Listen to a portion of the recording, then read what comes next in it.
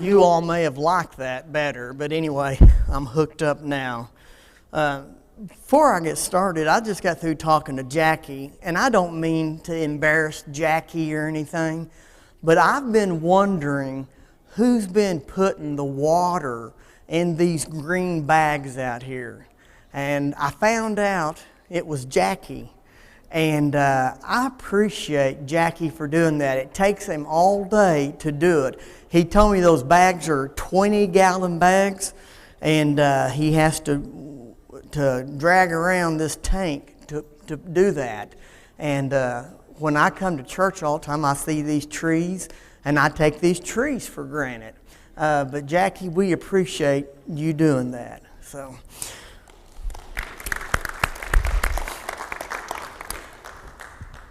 Okay, if you have your Bibles, turn them to chapter 5. We're still on the Sermon on the Mount, and we're going to cover some things today that I will tell you right up front. I have had trouble in my life doing these things. It's not something that's easy. When Jesus preached this to those individuals, they probably thought that he was crazy because it doesn't make sense. It's this counterculture. And we're going to talk about how we treat people that treat us bad and what our response needs to be. These verses need to be taken in context. If they seem unreasonable, which I just said they do, then the interpretation is probably wrong. We're going to read 38 through 39 first. Chapter 5, 38 through 39. You have heard that it was said, an eye for an eye, and a tooth for a tooth. But I say to you, do not resist the one who is evil. But if anyone slaps you on the right cheek, turn to him the other also.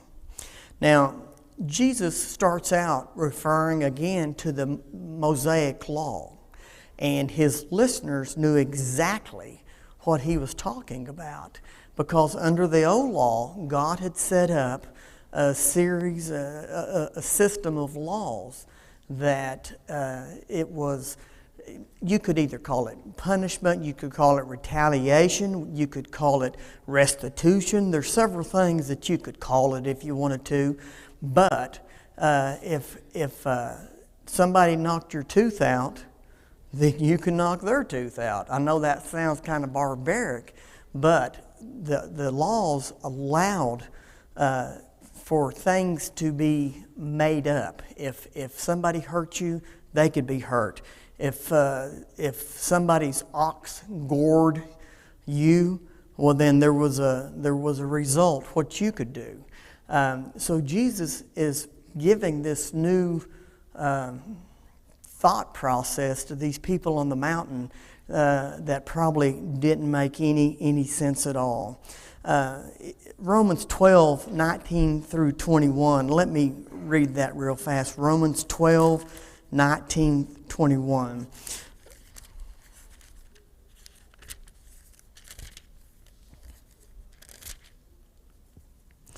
Beloved, never avenge yourselves, but leave it to the wrath of God. For it is written, vengeance is mine, I will repay, says the Lord. To the contrary, if your enemy is hungry, feed him. If he is thirsty, give him something to drink.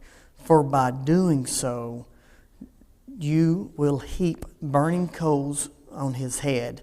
Do not be overcome by evil, but overcome evil with good.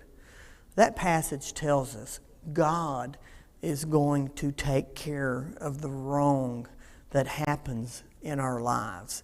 And for us to trust God, for us to leave it to God to take care of those who hurt us and those who harm us. Now, I'm not talking about you not being able to protect yourself, self-defense. That's not what this is talking about. This is talking about vengeance. This is talking about ourselves trying to get even with someone. We are not to seek to get even in a personal way with the person who has wronged us. Matthew Henry, and I like to quote him, instead of revenging the injury, prepare for another one. Now, when I read that, I thought, that is so true. Instead of revenging the injury, go ahead and get prepared for another one, because there's probably another one that's coming. And that's a wise thought to do that, because it's not going to be over with until we draw our last breath on this earth, people hurting one another. 39b does, or I say 39b, the last part of the verse of 39 does not necessarily mean if somebody smacks you on this cheek to turn this cheek and say, smack me on this cheek. That's really not what that means, okay? If somebody insults you, you don't have to insult them back. If during this time period, the right hand was considered the clean hand, and the left hand was not considered to be clean. And so if somebody struck someone with the back of their hand, more than likely it would be the right hand on the right cheek. That is a physical action, but please don't read this as being limited to someone hitting you physically. This is a situation where if somebody hurts you, you don't have to retaliate. You don't have to hurt them back. It's not necessary that you have to follow the old Mosaic law now to where you extract some kind of vengeance, or you extract some type of, like a pound of flesh for something they have done to you. And that is a hard saying. And then it goes right into talking about property. You know, Jesus is first talking about our physical bodies, and then he goes into talking about property. And if anyone would sue you and take your tunic, let him have your cloak as well. Now, I make my living in the courthouse, and people sue each other all the time. And they, of course, want to win their cases. They want their pound of flesh in some property or money dispute. And they think it's okay because they've been cheated, or they've been damaged, or they've been hurt in some fashion. Well, Jesus says, by the way, if somebody takes your tunic away from you, let him have your cloak as well. And those things are hard to imagine, that Jesus is telling us to have that type of a spirit, to have that type of an inner being, to where we love people, that we see a creature that God has created, and that we don't try to retaliate. We don't try to force the earthly desires on other people. And we don't render evil for evil. Now, once again, I want to make sure everybody understands that turn to the other cheek. I want to make sure everybody understands that that does not mean that you cannot protect yourself, that you cannot protect your family. That's not what Jesus is saying here. So please don't take that from these passages. You do have a right to protect your family. Matter of fact, I look at myself as having an obligation, having a duty to protect Michelle, my children, my grandchildren. I have an obligation to take care of them and protect them. So that's not what Jesus is talking about here. We must forgive if we are going to show that we are true disciples of Christ. Once again, vengeance belongs to the Lord, not to us. Yes, Carol. Basically, what this is telling us is don't sink to the level of somebody who's attacked you. Don't sink to the level of somebody who's taken things from you. The worldly goods don't make that much difference. An insult will go away. God takes care of all this. If you couldn't hear Carol, she said something, and I'm going to tell off on myself because she jogged my memory. She says, don't sink to the level of these others, the people who take things from you, the people who might harm you. Don't sink to their level. When I was in high school, and I've told this story before down here at church, when I was in high school, I was in a stagecraft class, and we went over across the hall to the art class because we wanted to borrow something, and I can't remember what it is we wanted to borrow. And they said, no, you can't borrow it. And looking back, I think, I can't imagine that. They wouldn't let us borrow something. And it wasn't 5 minutes to here comes an art student over to our classroom and said, can we borrow some scissors? And guess who the first one was to jump up and say, no, you can't, because you didn't loan us what we wanted. You can't borrow our scissors. Larry Moore, that's right. That's right.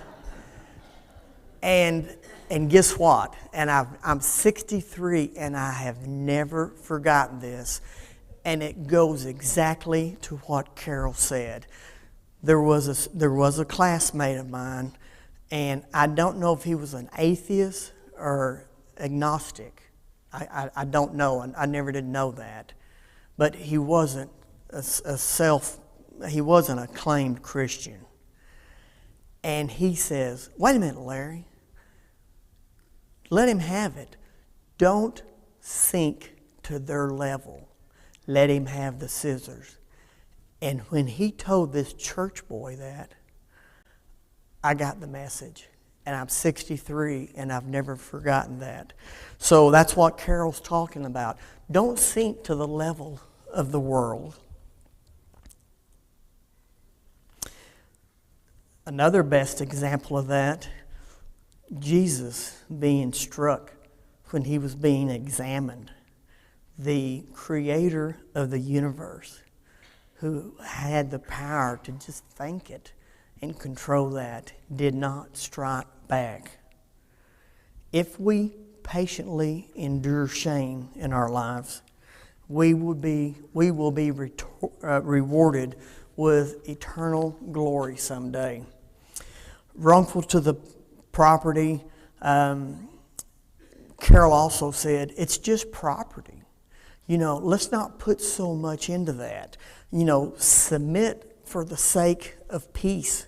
If it does not consist of something that would do considerable damage to us, damage to our families, then maybe we can submit to that for the sake of peace. I've heard people before, and they're usually older in age, and something will be stolen from them or something. And I've heard people say, well, I guess they needed that worse than I did. And I've heard them say that. And that just impresses me so much about, they could have said, hey, that person stole something from me. I'm mad at them. I'm going to get them. But yet they had this heart you're talking about where it says, well, I guess they need that worse than I did because they had to steal it. Let's talk about verse 41. And if anyone forces you to go 1 mile, go with him 2 miles. If you remember, Israel was under the rule of Romans during Jesus' time. And there were Roman soldiers there all over that land, and they had the ability to force any individual to carry his pack, his belongings, 1 mile. And you didn't have to like it, but you had to do it. And these people of that time probably really, really hated that, because here you are being forced to carry a pack of a soldier that has oppressed you. And so it wasn't a good thing. But they had to do it, and they didn't like it. And Jesus is telling them, by the way, instead of going 1 mile, if you're forced to go 1 mile, go 2 miles.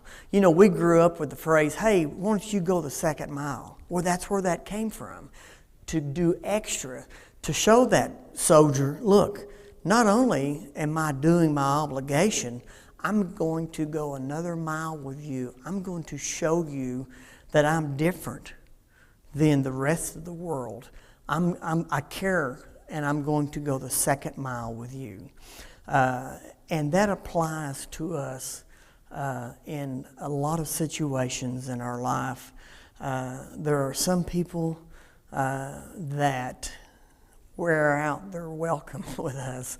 There are some people that stress us.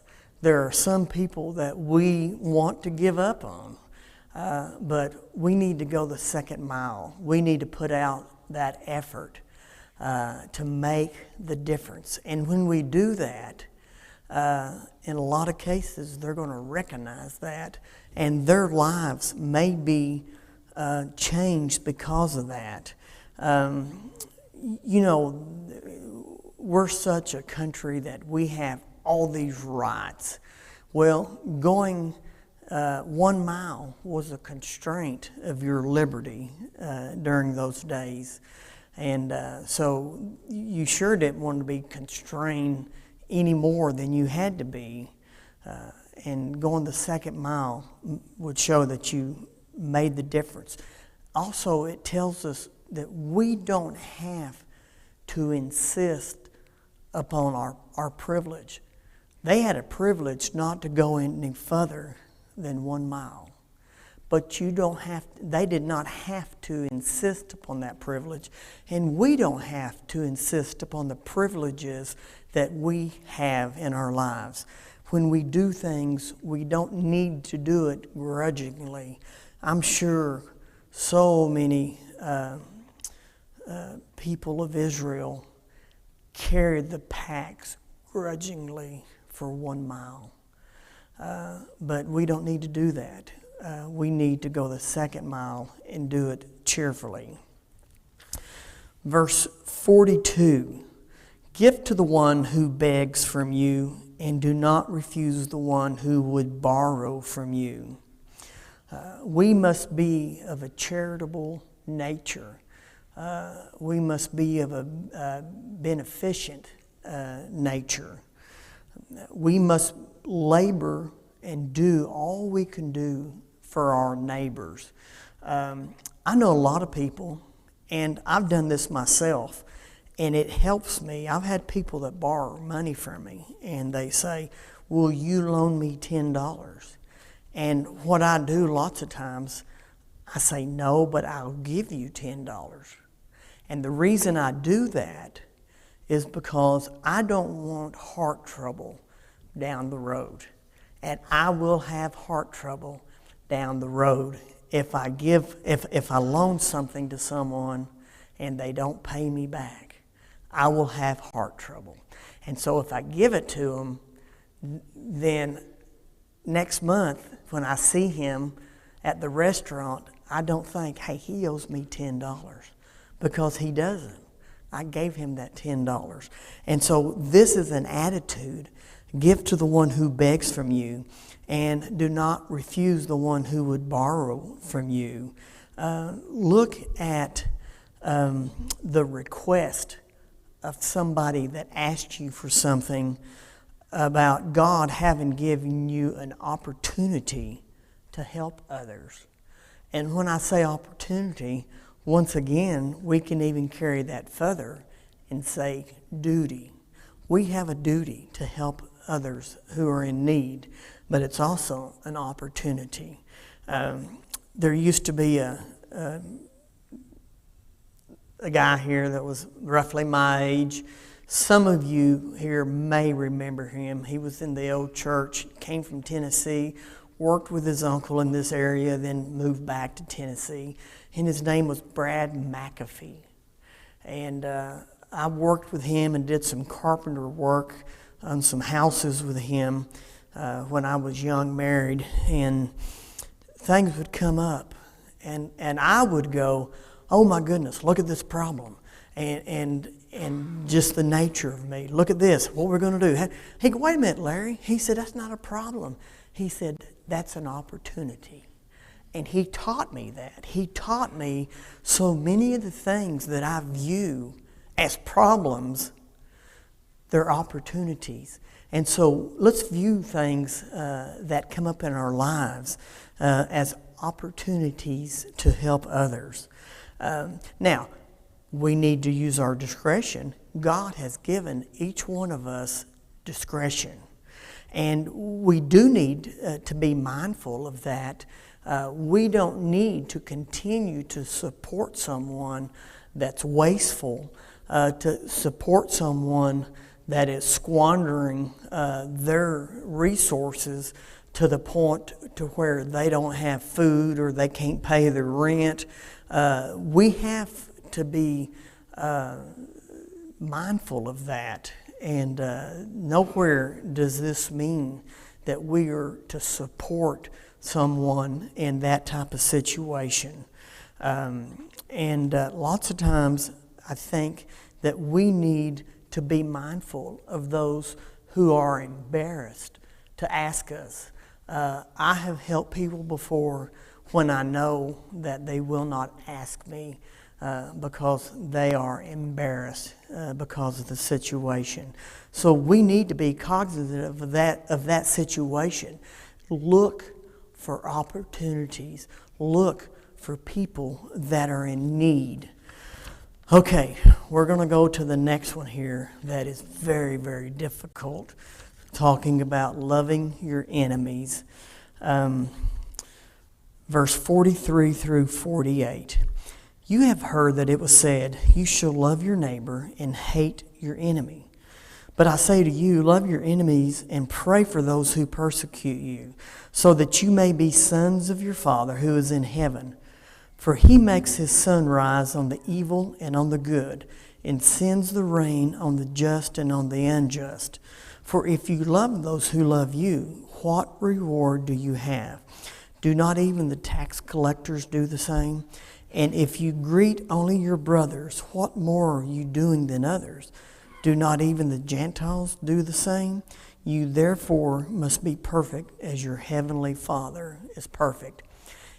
If the second bell rings, please let me know. I can't hear the bell. One of the Sunday class teachers got on to me one time and told me I need to come take her class over with if I keep talking. So please, I don't want to do that. Please let me hold your hand up, Jackie, if you hear the second bell, okay? Because I may be talking where I can't hear it. Love your enemies. Well, it's okay sometimes to love our neighbors. It's okay to love each other. Boy, it's easy for me to love every one of you. I don't have to think it. I don't have to work at it. I love you, okay? But that's not what Jesus is saying here. Jesus is saying you've got to love people who are your enemies. You have to love people who treat you bad. You have to love people that hurt you. And I'm not saying so much physically. You know, if Dan hit me with his fist, that would be a whole lot easier for me to forgive than if Dan hurt me in my heart. That would be a hard thing for me to forgive Dan. Because and so when we're talking about love your enemies, we're not just talking about somebody that might physically hurt you, or that it encompasses so much more that's deeper. Exodus 23, 4 through 5 and Deuteronomy 23, verse 7 talks about that. Well, let me just read Exodus 23 real fast. It won't take but a minute. I think the King James Version uses the word abhor. We don't tend to use that anymore. If you meet your enemy's ox or his donkey's going astray, you shall bring it back to him. If you see the donkey of one who hates you lying down under its burden, you shall refrain from leaving him with it. You shall rescue it with him.